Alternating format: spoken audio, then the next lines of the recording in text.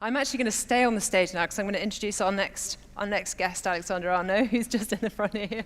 So if you don't mind, give me a round of applause up to the stage. I feel a bit like a headmistress who's just invited a sort of student into their into the principal's office. 25 years old. You all right? Are you fixed up? I think so, yeah. Yeah, you're good, you're good. 25 years old. You, I just turned 26. Oh, okay, fine. Make a note. Made chief executive of Renault when you were 24 at a 120-year-old house. How was the first day in the office for you? How did it go down? It was quite interesting because the company had been run for 118 years back then by the same family. So they see this 24-year-old arriving, tell you, hey, now we're your new owner and I'm your new CEO. It's a bit frightening. Yeah. But yeah, things went quite well. I think a lot of reassuring was needed in the beginning, and then when all that was done, we could start working day two. I mean, LVMH bought the company for 640 million, a controlling stake in 2016, but it was very much as a result of your kind of pushing everyone to sort of pay attention to it and to take it seriously as a kind of acquisition. What was it especially that you kind of took to your father and said, this is a brand you really need to care about. This is what we need to do. I'd been using the suitcases for like maybe 10 years before that, and they were really great quality products and had a lot of great things about it. And he would always see them and tell me, why are you wearing this? Why you're not carrying Vuitton or other brands of the group? You went on brand. Sorry, I went on off brand. Yeah. I was off brand, yeah. But the good thing about them was that they were really the best suitcases out there. And when it comes to the group, we really recognize quality before anything, and the quality of the products was amazing. The brand had unbelievable heritage and also unbelievable potential. So what was the potential that you saw in the brand early on? What was it that excited you about it?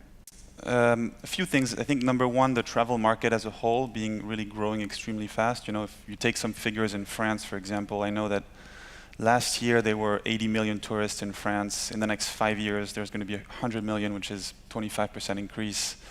Look at China, look at the US, all these geographies, the travel is just becoming much more accessible. A, and B, also, I think it's an unbelievable functional product, and the brand is very functional, which is key for us when it comes to analyzing specific sectors. And I think that it was kind of the only pure player in suitcases and in luggage that was attractive enough for us to make an acquisition. I mean, you use this word functional, but I think, we're at a business of a luxury summit. I don't think functionality and luxury are necessarily things that we would have kind of put together. And I know you're not a huge fan of the word luxury. So try and put it in some sort of context for me so that we understand where you think the new luxury is going, or maybe what words we should be using instead. Yeah, so I don't really like the word luxury for a few reasons. Number one, I think, is because price is too linked to it, and I don't think price has anything to do with our products. If you look at a 30-euro bottle of Moet champagne, it's a luxury product. If you look at a 15-euro Dior lipstick, it's aspirational, it's desirable, it's great quality, it's luxury, but it's not expensive, which is why we prefer to use high quality. And so I think that functionality doesn't really make sense yet, because all the functional brands, they have the right pocket at the right place on the bag to put your headphones, your laptop, whatever, but the products themselves are not desirable. And if you look at luxury brands, or high-quality brands, or however you want to call them, or I want to call them, the bags are sometimes, or most of the time, not practical. The handles hurt when you take them. They're heavy. When you put them on the floor, they don't look pretty. You're talking about not luggage here. You're talking no, handbags. Handbags. Yeah. And there's this is why for me I think that functionality is key, because in luxury there's nothing in between yet. And if you look at an iPhone, is it a luxury product or not?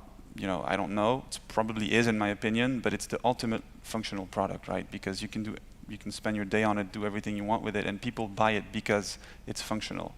To what extent do you think you've brought in a new attitude as a young man, and also just bearing in mind what you're seeing around you and the kind of habits and consumer desires of your peer group? I mean, a lot of luxury groups are run by people a great deal older than you, and they probably have a different attitude to what people want. I mean, do you feel that you have to you're pushing an agenda? Are you speaking for the millennials, of whom you are?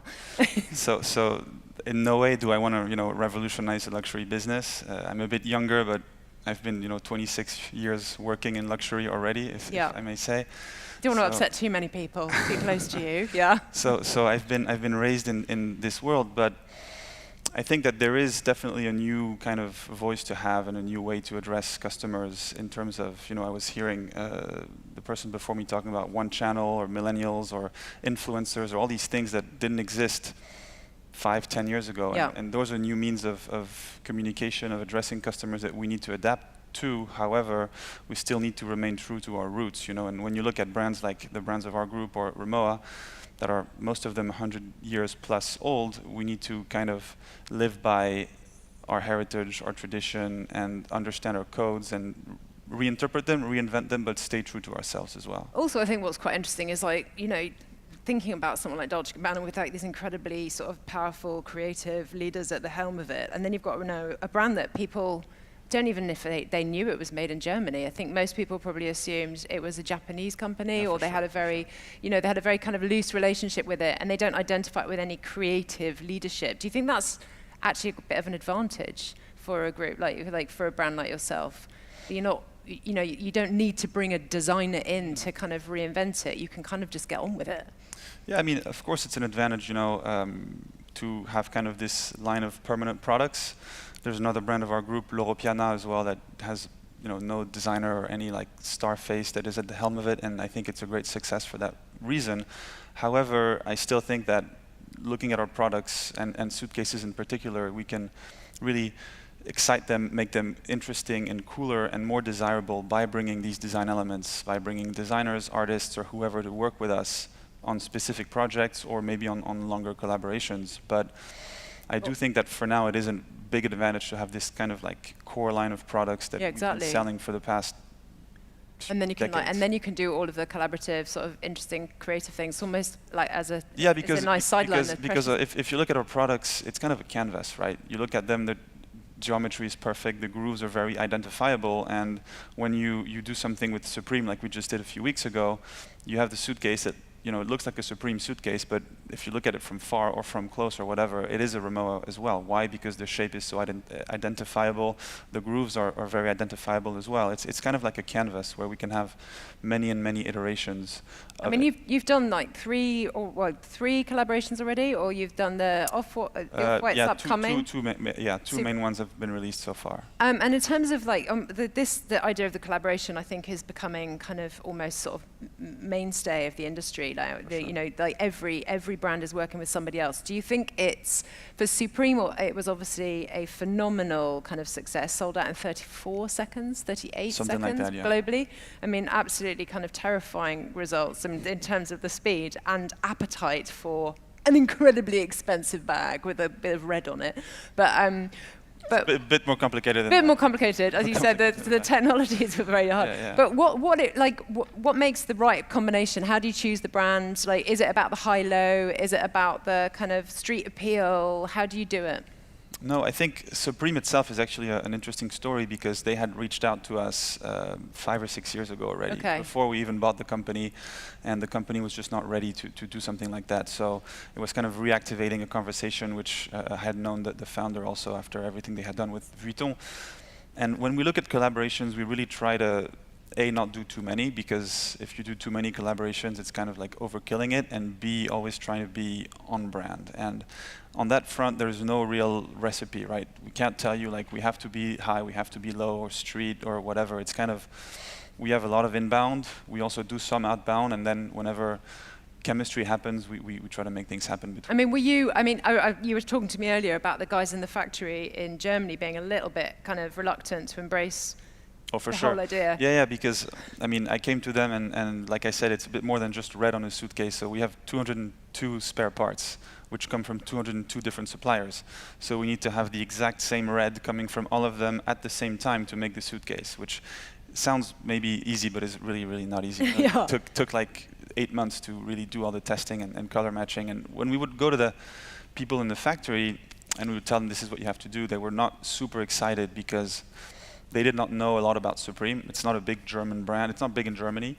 And also, I mean, it was really difficult to make. But obviously, once we released it, we saw the long lines in front of the stores, the numbers that just sold out in a few seconds, or the demand also for the resale market and everything after. Well, the resale market's fascinating, fascinating, isn't it? Because I think increasingly you see these collaborations and you see people buying them, and then, I mean, the Remo was $1,400, you say, and then it was reselling at $3,500 within 24 hours of it kind of selling out in 38 seconds. I mean, I'd barely actually got the press release and it was like all over. But how does that resale market kind of add value to what you're doing, and to what extent do you embrace it? I mean, is it a good thing for you, do you think?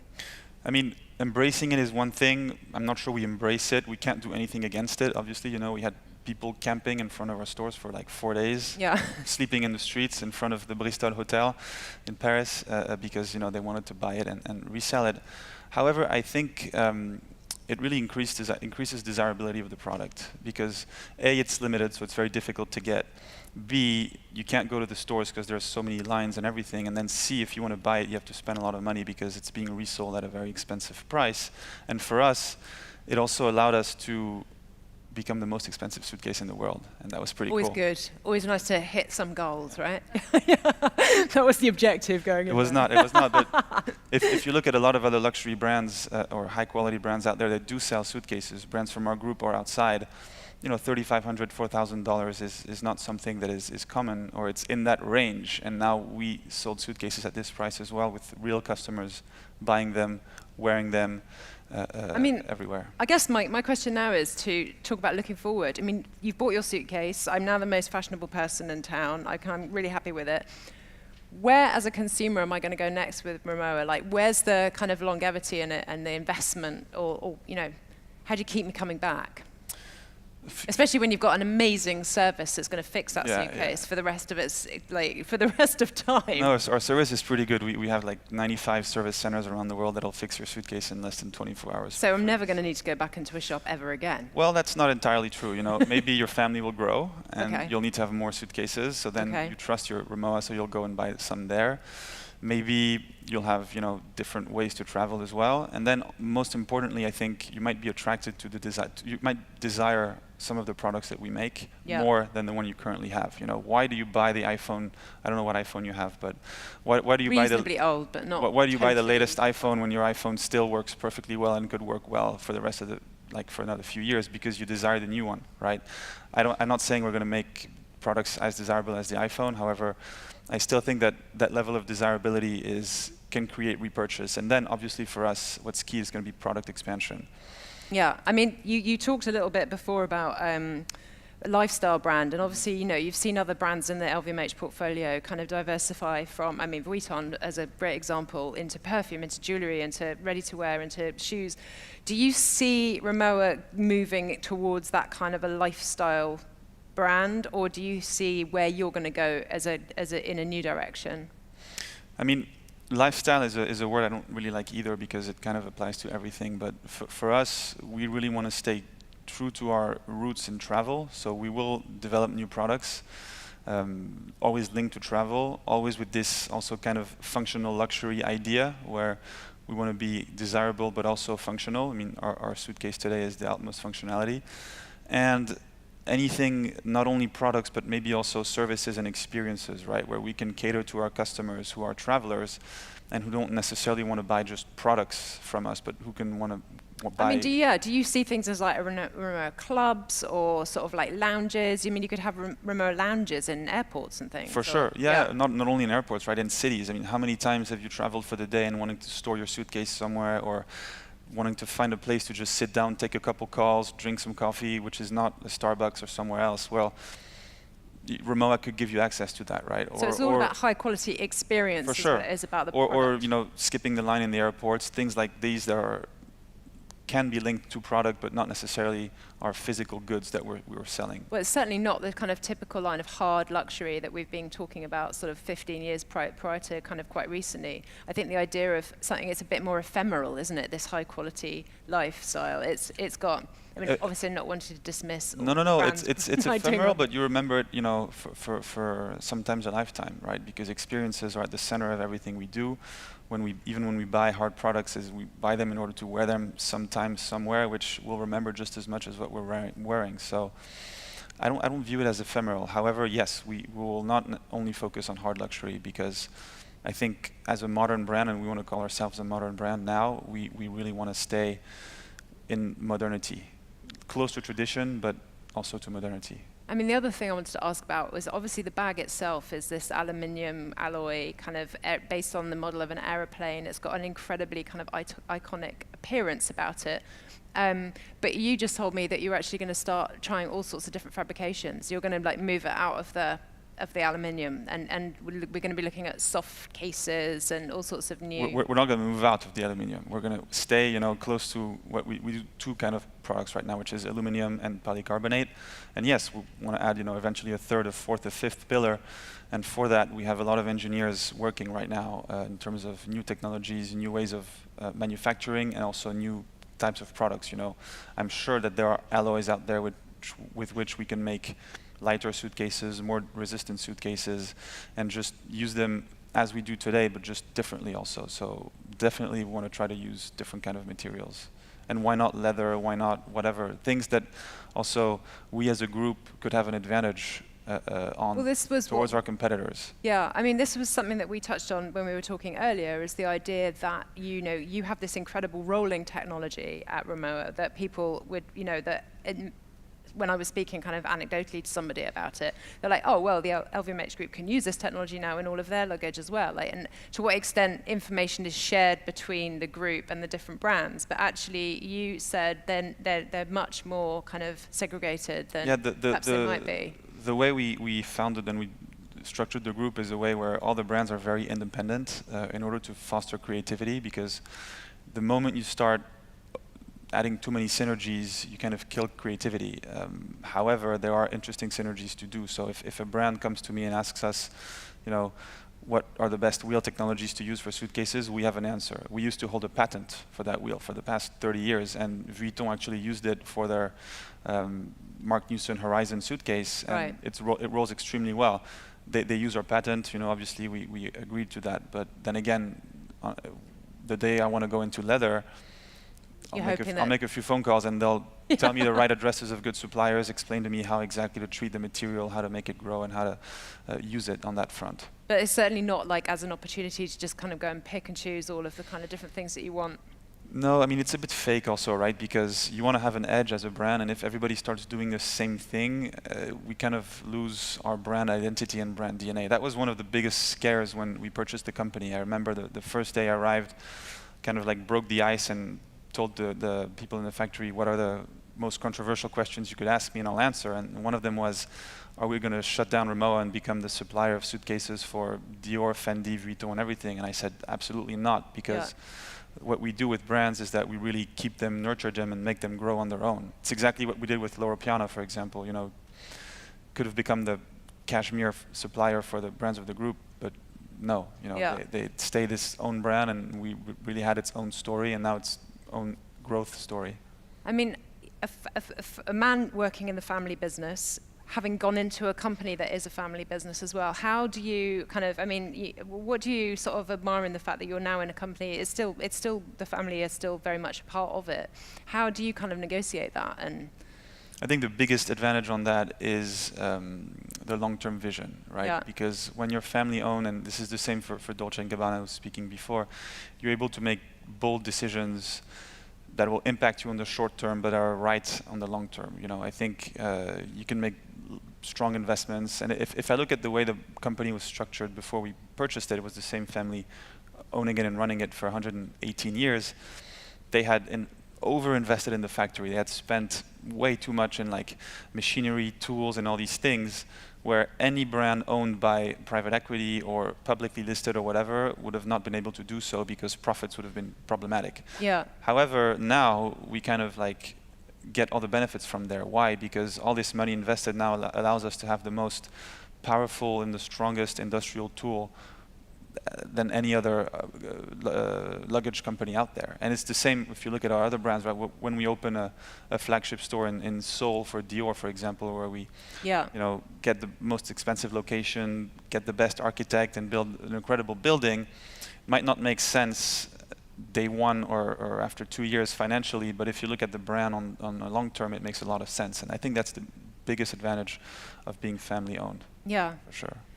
We're nearly out of time, but I was going to say you've done Fendi, you've done Supreme, you've done Off-White. Like, who's next? I can't say.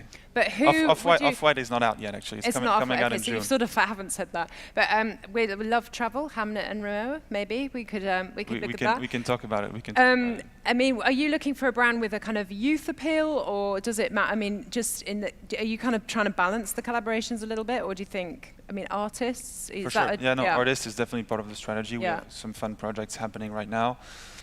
We don't look at brands in order to say, hey, let's partner with this brand to cater to this specific segment of customers, because I don't specifically believe that, stamping millennials or whatever on your products is a long-term strategy. So we're kind of just looking more at brands who are willing to do something new and disruptive with us, and who can link up with us in a real way that can make sense. Yeah, yeah. Well, we've got 20 seconds left. Yes. So I just want to say thank you very much. Thank you so much. It was great speaking to you.